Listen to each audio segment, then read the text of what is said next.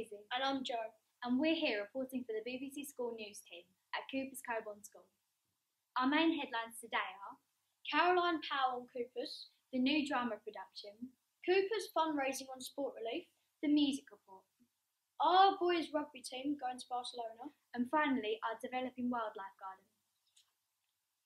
Our first story is a very special one.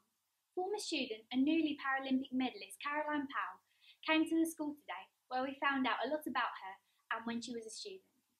We will now pass you to Harry and Adam's team where they report the story. We're here today with Paralympic medalist and former Cooper's Company and Coborn student, Caroline Powell. As a lot of you may know, Caroline took part in the Sochi Winter Olympic Games alongside Jade Etherington. They came out with a massive achievement of 4 medals. We will now be interviewing her. Before we interviewed Caroline at the Brentwood ski slope, we interviewed some teachers who taught her at Cooper's. Generally, she was a very bubbly character. She was always exceptionally enthusiastic towards lessons, towards sport, anything she did really. She was really cheerful, got involved with everything, anything you asked her to do. She gave her best shot at it, very sociable, had lots of friends, and seemed to really enjoy Cooper's Coborn life. Did you see her potential in sport or academically, and how? Throughout her time at school, she was always a really good skier. She got involved with the school ski team that did really well. And then her family actually helped develop the Cooper's ski team. Like, her mum and dad were so supportive of that, and they ran it for many students within the school, which we were so grateful for. And we, as a school, they took the school team to the regional finals, and then Caroline led the team at the national finals, and they won the national schools skiing championships, and Caroline was a part of that. So yes, we definitely saw her potential there, and as I said, her hunger to achieve was always evident, and she's gone on and just as you've seen recently, it's really been evident that trait has really come through. How did it feel to walk out of the Sochi Games with 4 medals? It's an amazing feeling. I never thought we could walk out of the Games with 4 medals, let alone 3. We've only been together since August and we've had less time on the hill than most racers have out there, but I mean, to be consistent and to be in the top 3 on every race except the GS, which you weren't able to race, it's been amazing. What gave you the inspiration to become a ski guide? I mean, I was on a course out in Switzerland to become an adaptive instructor, and I've always had a passion to teach adaptive people to get into ski racing. And basically I was given this opportunity to go and guide Jade, and I've never looked back, and it's been amazing to be able to put myself in that box, to be able to guide Jade and really get first-hand experience of what it's like to teach and to train and alongside Jade. When you were younger, did you ever imagine yourself becoming such a successful ski guide? I always knew there was something out there. I didn't know what. I've always had a massive passion for ski racing, otherwise I wouldn't be here.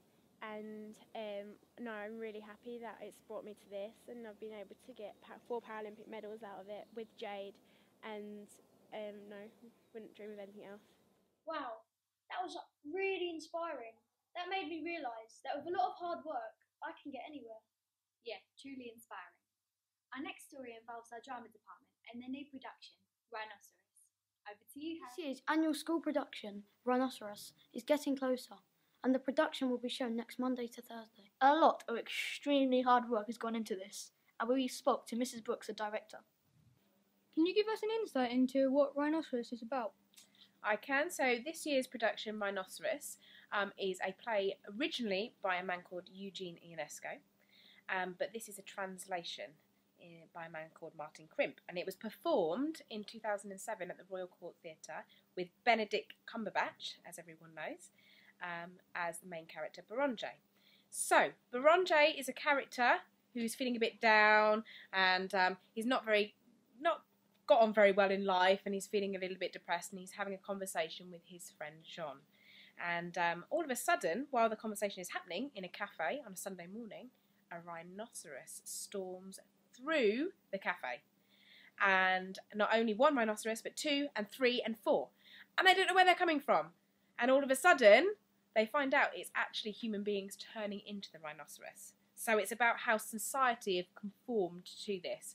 And as you can imagine, we've got quite a few physicalisations of rhinoceroses on the stage. What was it about Rhinoceros that attracted you to it, and how is it different to other plays? So, we alternate between a play and a musical each year. In terms of what I like to do, is I like to always have a nice big ensemble, so lots of people that can get involved. And Rhinoceros, because of its quirkiness, it's quite absurd and quite odd in places, and obviously the creation of these creatures is something I think, well, actually I could do this really well with a big cast. So that is why I've picked something where the ensemble can come together as part of this. In terms of the play as well, it's quite intellectual.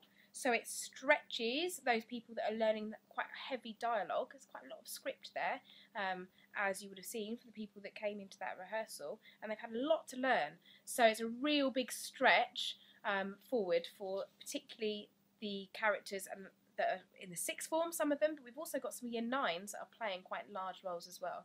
So it's a really good opportunity for everyone to get involved, and good fun on my part to create physical theatre and create some lovely moments of physicalisation there.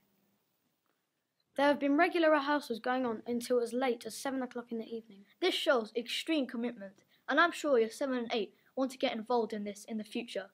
All we can say is, break a leg, Coopers! I really want to see that now. I know, me too. Our third story is on the fundraising Coopers has done for Sport Relief. Reporting this story is now Jacob's team. Good afternoon, I am Jacob, and we are reporting from the Coopers Company in Coborn School. Over the past week, enthusiastic pupils have joined forces with the general public in aid of Sport Relief in an attempt to raise money for the most vulnerable.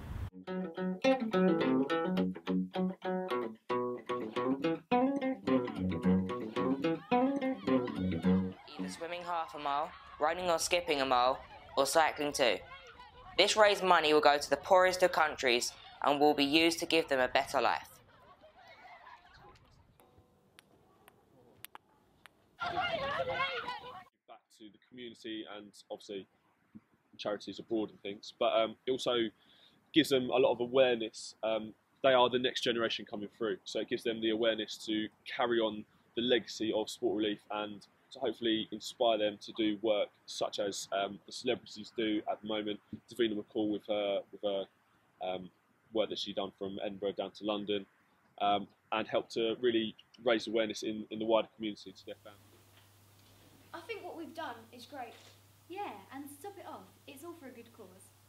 It makes me realise how lucky I am. To our music department, a subject in which we specialise in, they have a new report on how the music is going in the school. Reporting this story is Oscar and Jacob's team again. Hello, just behind me is the music block, and it is just full of excitement and variety. Very recently, an all-new band has started.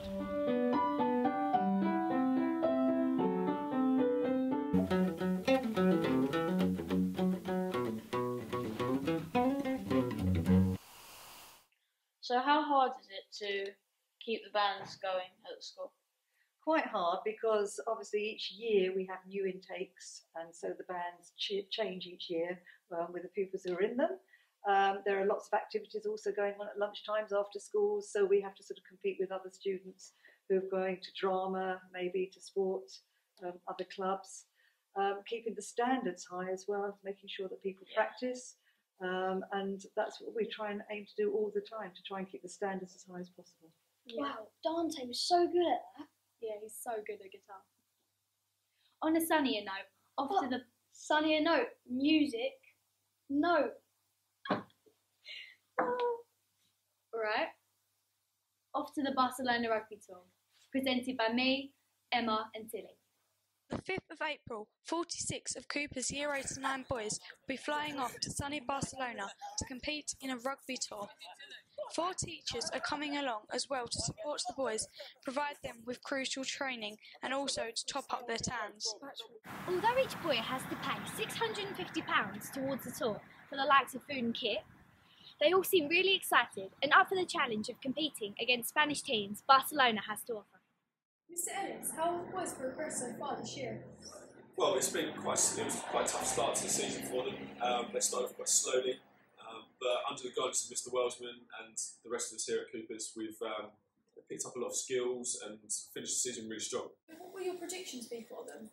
Oh, predictions. Obviously, we aim high here at Coopers, so I would like to come home having won all 6 games. Yeah. It'll be tough for them, but I think that's achievable as they've reached their peak at the moment. So hopefully 6 wins on the board and a nice long tour.